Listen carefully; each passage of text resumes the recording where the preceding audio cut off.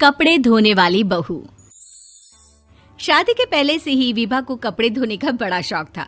कभी नल के नीचे तो कभी तालाब के पास। अरे मेरी नीली वाली लुंगी नहीं दिख रही है। विभा की अम्मा, कहाँ रखी है लुंगी? अरे वो तो विभा ने परसों ही धोकर रखी थी आपकी अलमारी में, देखो वहीं होगी। वो ना मैंने आज धो दी, मुझे लगा कि गंदी हो गई होगी। अरे कैसे गंदी हो गई थी? उसे तो मैंने पहना भी नहीं। हे भगवान, इस लड़की के कपड़े धोने की आदत से परेशान हो गया हूँ मैं। जितना तो घर में राशन नहीं आता, उससे कहीं ज्यादा डिटर्जेंट पाउडर का खर्चा है। इसकी शादी करवा दो, शादी जाए अपने घर में ही करे काम, फिर चाहे घर के कपड़े धोने हो या पूरे गांव के।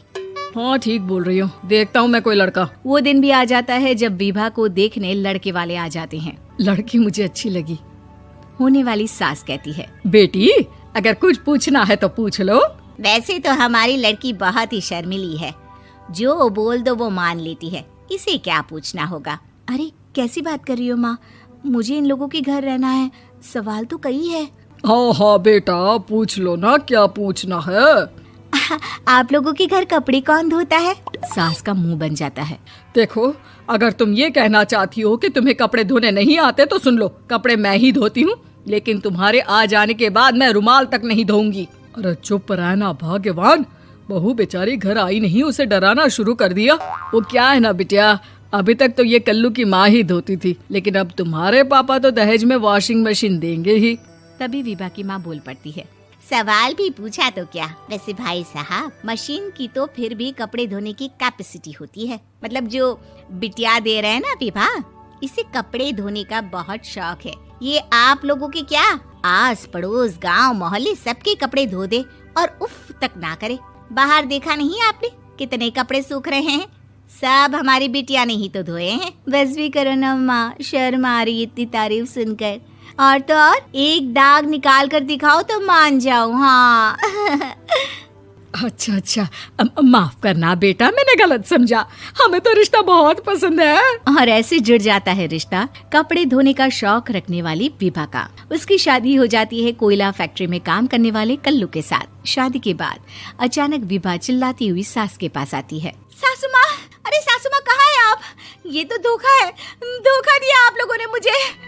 इसे ससुर के चक्कर के बारे में पता चल गया। अरे तो उसमें तुझे क्यों धोखा मिला है? अरे नल में पानी नहीं आता, कपड़े कैसे कब धुलेंगे? अच्छा, तू पानी नहीं आ रहा उसकी बात कर रही है। तो आपने क्या सोचा? कुछ नहीं। अच्छा, तेरी माँ ने कहा था कि कपड़े धोने का शौक है तुझे, याद आया मुझे। शौक बोलकर कपड़े धोने वाले मेरे जुनून को कम ना आके सासू माँ, कपड़ा धोना मेरा गुरूर है। तभी पति भी वहाँ आ जाता है। अभी मैंने इसे सनी देओल की फिल्म दिखाई है, उसी के डायलॉग मार रही है माँ। अच्छा सुन, साफ बता रही हूँ, पानी सुबह 4 से 6 और शाम को 10 से 12 आता है, समझी? विभा टाइमिंग सुनकर हैरान हो जाती है। ये क्या भूतों का मोहल्ला है?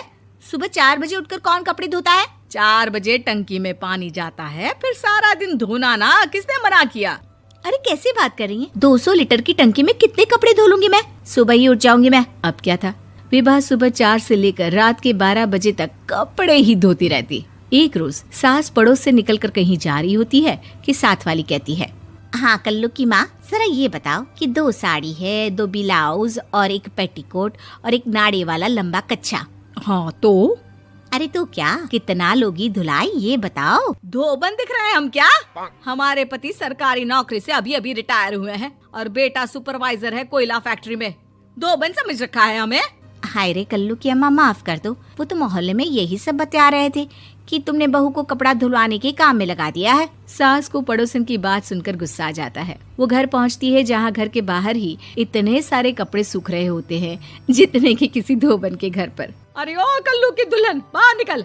माँ जी यहीं आ जाओ, बाथरूम में चादर धो रहे हैं हम। अरे अभी हम धोते हैं, तुमको बाहर निकलो। ये आस पड़ोस वाले बोल रहे हैं कि हम बहू से कपड़े धुलवा कर उसे कपड़ा धोने वाली बना दिए हैं। अरे छोड़ो ना माँ जी, किन लोगों की बातों में आती हो? आस पास के लोगों का तो काम ही होता है कि वो किसी तरह सास बहू को लड़ा दे। बहू सारे घर के कपड़े धोती है, ये क्या कम है? बोलिए। सास को भी लग जाता है कि वो बहू का ये सनकीपन नहीं छुड़वा सकती, इससे अच्छा है कि खुद ही चुप हो जाए। एक रोज सास और बहू मंदिर जाते हैं, जहाँ सास की साड़ी वहाँ खड़ी भीख मांगने वाली से मिलती है। माँ जी क्या बात है, आपकी साड़ी उस भिखारन से कितनी मिल रही है ना? हाँ हाँ देखो तो, दोनों की साड़ी मिल रही है। क्या बात है कल्लू की अम्मा, तुम खुद को तो अफसर की बीवी बताती हो और ऐसी सिंपल सी प्लेन साड़ी पहनकर घूमती हो। सिंपल और प्लेन नहीं है ये साड़ी। तो क्या सोने के धागे से फूल बने हैं? कुछ भी सासू माँ, कुछ भी। हाँ बने थे इस साड़ी में सोने के धागे से फूल। मेरे पति लेकर आए थे मद्रास से स्पेशली मेरे लिए 10,000 की। ताहे भाई साहब इस भिखारन के लिए भी सेम टू सेम साड़ी लेकर आए होंगे 10,000 की। सास उस वक्त तो कुछ नहीं कहती, लेकिन बहू के साथ घर आती है और अलमारी से एल्बम निकाल कर लाती है। ये साड़ी देख रही है, ये वही साड़ी है जिसे मैंने अभी पहना था। इस साड़ी में ये जो चमकदार फूल दिख रहे हैं ना, ये सोने के धागों से काढ़े गए हैं। लेकिन तू लोकल वॉशिंग मशीन ब्रश से घिस घिस कर सारे फूलों को निकाल कर साड़ी प्लेन कर दी। मुझे माफ कर दीजिए सासू माँ। और तो और, जब मैंने तुझे तेरी गलती के लिए कुछ नहीं कहा, लेकिन तूने तो सबके सामने मेरा मजाक ही बना दिया। क्यों? बहू को समझ में आ जाता है कि अब से उसका कपड़े धोना बंद।